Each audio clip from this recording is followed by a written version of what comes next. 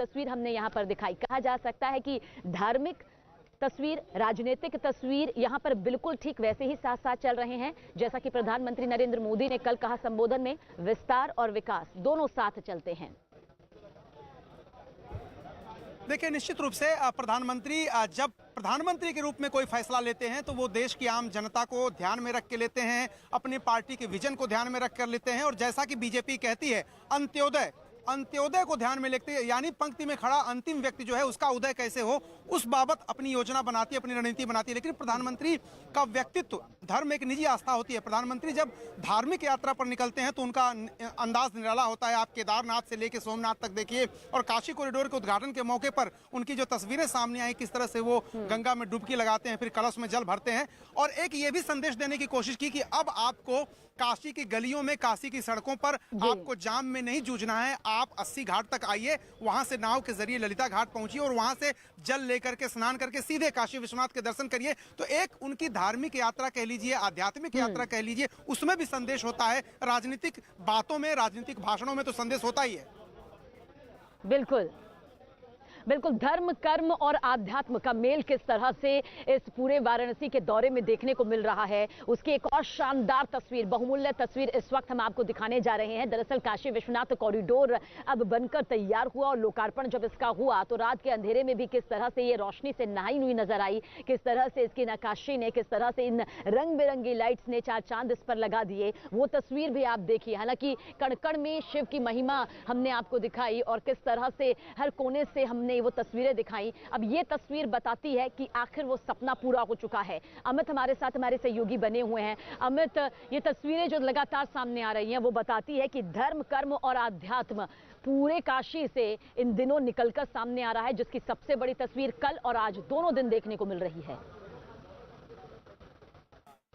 जी हाँ, बिल्कुल, सबसे बड़ी तस्वीर दोनों दिन देखने को मिल रही है। और सबसे बड़ी बात अगर हम बात करें तो जिस तरीके से कल प्रधानमंत्री क्रूज के जरिए वो जेटी पर पहुंचे और जेटी पर जाकर आस्था की डुबकी लगाए। आमतौर पर होता क्या था, बीते कल से पहले जो भक्त होते थे, जो श्रद्धालु होते थे, वो गदौलिया चौक जाते थे, अपनी गाड़ियों को पार्किंग में लगाते थे और उसके बाद पतली सकरी गलियों से होते हुए बाबा विश्वनाथ के दर्शन करने के लिए जाते थे, उन्हें जल अर्पित करने के लिए जाते थे। लेकिन अब आप किसी भी घाट से, चाहे वो 80 घाट हो, चाहे वो दशेश्वर घाट हो, किसी भी घाट से आप नाव के जरिए सीधे आप पहुंच सकते हैं ललिता घाट। ललिता घाट पर जाके गंगा स्नान करिए और गंगा जो परंपरा है बाबा विश्वनाथ मंदिर के, उस परंपरा को निभाते हुए वहीं पर मां गंगा में स्नान करके डुबकी लगा के, आस्था की डुबकी लगा के सीधे जल लेकर आप बाबा विश्वनाथ मंदिर में चले जाइए, मुख्य परिसर में चले जाइए और वहां पर जाके जलाभिषेक करिए। तो ये जो परंपरा कल इसकी शुरुआत हुई है, तो जाहिर तौर पर इससे टूरिज्म में बढ़ेगी, इससे जो नाव चालक हैं उनका रोजगार भी बढ़ेगा। और एक संदेश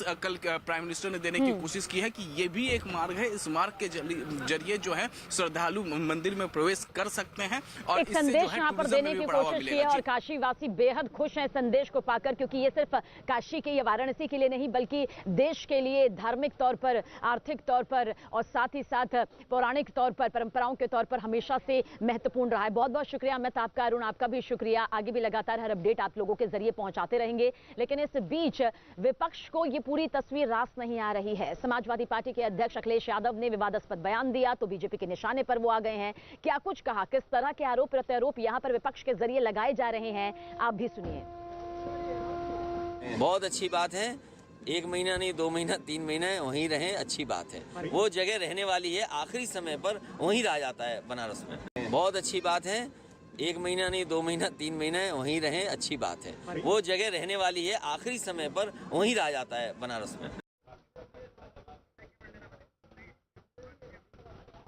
तो देखिए किस तरह का बयान यहाँ पर समाजवादी पार्टी के अध्यक्ष अखिलेश यादव के जरिए सामने आया है और धार्मिक महत्व है इस नगरी का, और इसे जोड़ते हुए देखिए किस तरह से उन्होंने ये विवादास्पद बयान दिया है और अब बीजेपी के निशाने पर उनके इस बयान के बाद वो आ गए हैं। क्या कुछ बीजेपी की तरफ से रिएक्शन सामने आया है, आप भी सुनिए। ये अपने आप में दिखाता है कि बौखलाहट सपा में कितनी है, उनके नेताओं में कितनी है। लेकिन बयान देने से पहले 2 बार सोचना चाहिए कि किसके बारे में किन शब्दों का प्रयोग किया जा रहा है। अपने से बड़ों के बारे में इन शब्दों का प्रयोग करना ये दुर्भाग्यपूर्ण है और ये सोच भी दिखाता है कि कैसे ये काशी का भी विरोध करते रहे, ये राम मंदिर का भी विरोध करते रहे और इनकी सोच में कहीं ना कहीं ये साफ पनपता है और दर्द भी सामने दिखता है। लेकिन इतना हल्का बयान देना ये शायद कभी एक पूर्व मुख्यमंत्री से किसी ने अपेक्षा नहीं की थी। जिन लोगों ने अयोध्या में राम भक्तों पर गोलियां चलाई हो, उन्हें सनातन धर्म भक्ति का महत्व ही नहीं मालूम है। इसीलिए ये महत्व तो भारत के सनातनियों को ही मालूम हो सकता, दूसरे किसी को नहीं। अब जिनकी रुचि हाथी बनाने में रही हो, जिनकी सफाई में नाच गान में रुचि रही हो, उनको आस्था के केंद्र बिंदु कैसे दिखेंगे? हाँ, यदि कहीं मजार बनवाना होता तो जरूर कर देते, मैं उसका विरोध नहीं करती हूँ, लेकिन कोई धार्मिक स्थानों का उद्धार करना तो पीड़ा क्यों हो रही है? काशी खुश है, देश में शिव भक्त बेहद खुश नजर आए, पूरी काशी झूमती नजर आई, लेकिन विपक्ष को ये रास नहीं आ रहा है। विपक्ष से नाटक ड्रामा करार दे रहा है। क्या कुछ ये तीखा हमला किया जा रहा है शब्दों के जरिए, आप भी सुने। देखो, ये सब पॉलिटिक्स है और वोटों के लिए, इलेक्शन के लिए ये सब नाटक कर रहे हैं। जब तक लोग इनकी ड्रामा को नहीं समझेंगे तब तक ये ऐसा ड्रामा ही करते रहेंगे।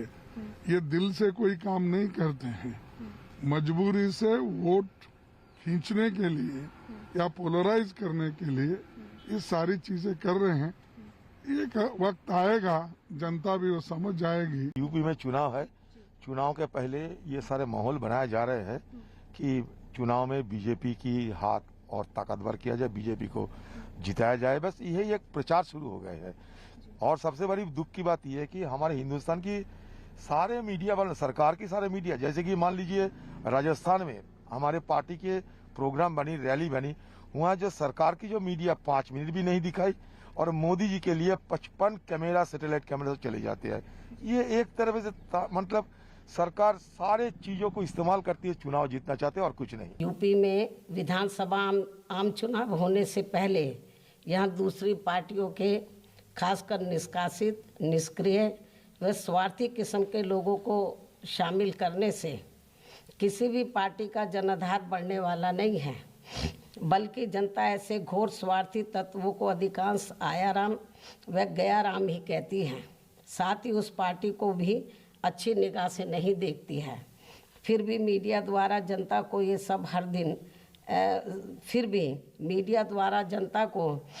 सब हर दिन इसे ऐसे परोसा जाता है, दर्शाया जाता है जैसे ये सब ऐसी कोई बड़ी घटना हो। भले ही काशी झूम रही है, शिव भक्त झूम रहे हैं, लेकिन विपक्ष को ये रास नहीं आ रहा। विपक्ष इन पूरी तस्वीरों को निगल नहीं पा रहा। यही वजह है कि तमाम तरह के आरोप प्रत्यारोप यहां पर लगा रहे हैं। अब तमाम तस्वीरें आपके सामने रखते हैं। प्रधानमंत्री नरेंद्र मोदी के वाराणसी दौरे के पहले दिन की तस्वीर, आज दूसरा दिन है और दोनों ही दिन जो है वो धर्म कर्म आध्यात्म के लहजे से एक अद्भुत मेल खाते हुए आपको नजर आएंगे। 12 मुख्यमंत्री जो है बीजेपी शासित प्रदेशों के इस वक्त महामंथन चल रहा है और वो मंथन इसी बात पर है कि किस तरह से राज्यों का विकास अब तक हुआ है, किस तरह से वो कदम यहां पर उठाए गए हैं जो जनता की भलाई के लिए है, जनता के विकास से जुड़े हुए हैं। सबका साथ, सबका विकास और सबका प्रयास, प्रधानमंत्री नरेंद्र मोदी की जो ये टैग लाइन है उसी के साथ हमेशा वो शुरुआत करते रहे हैं। कल 3 संकल्प भी यहां पर उन्होंने जनता से यहां पर लिए थे। लेकिन इस बीच जिन 12 मुख्यमंत्रियों के साथ यहां पर ये पूरा मंथन चल रहा है और 9 उप मुख्यमंत्री भी इसमें शामिल हैं।